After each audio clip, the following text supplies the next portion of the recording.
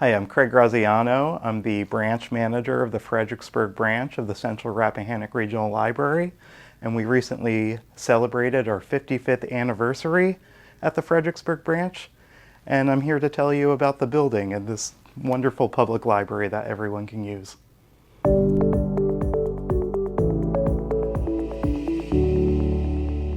This building had its first life as an elementary school. It was Lafayette School, and it was built in 1908, and for about 50 years it was a school. But the Central Rappahannock Regional Library was established in 1969, and at that time the Wallace Library, which was situated next to the Renwick building, was old and crowded. The Wallace Library was established in about 1907. Worcester Wallace was a citizen who gave his personal collection and $15,000 in his will to establish a public library. And so that's why we have the letters Wallace Library over the front steps of the building. In 1969, though, we became the Central Rappahannock Regional Library with Westmoreland County and Fredericksburg, and I believe Caroline County was involved at that time too. And at first, we were just called the headquarters because when the library first opened, the second and third floors could not accommodate the weight of books. So that was all administrative offices. And the theater that we recently expanded a few years ago used to house a lot of the collections, the reference desks.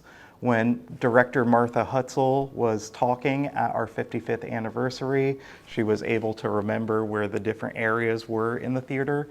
Now in 1990, we renovated the actual building to be able to handle those collections. And that's why the second floor now has children's materials and the third floor has adult nonfiction and our law collection as well.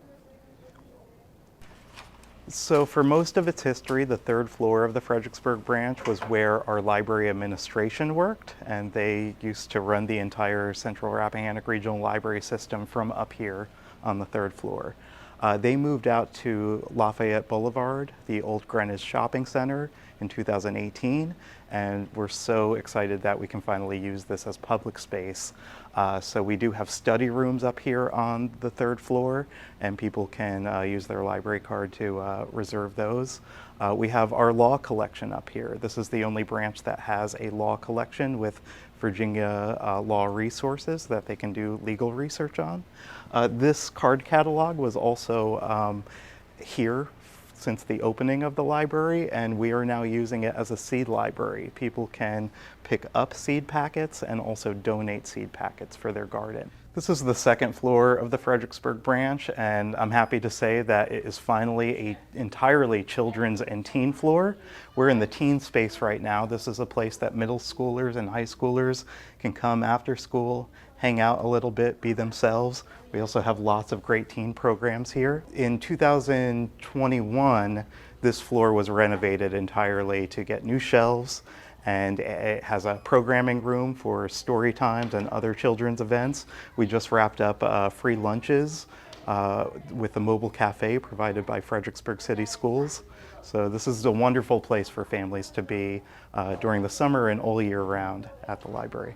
So this is the first floor of the Fredericksburg branch, and we moved these collections around 2019, 2020, actually right as the pandemic was happening, and this has been such an improvement on this space.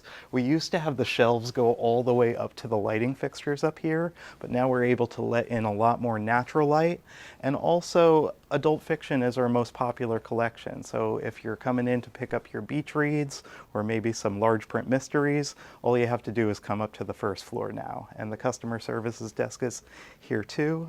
We've also pulled the computers. The public computers are now in the center of the floor. They used to be tucked away in a little room, so we have about 24 public computers available. You don't even need a library card to access those, and there's no charge for printing. The Friends of the Library pays for our printing and copying. So in about 2016, we renovated the lower level, including the Virginiana room. We tried to make it more like a museum presentation display. So we do have these displays that include Revolutionary War history Figures such as Marquis Lafayette and General Hugh Mercer are on here. We have a Civil War panel over here, and we recently added John Washington, who recently had a historical marker installed at his house. He crossed the Rappahannock River to freedom.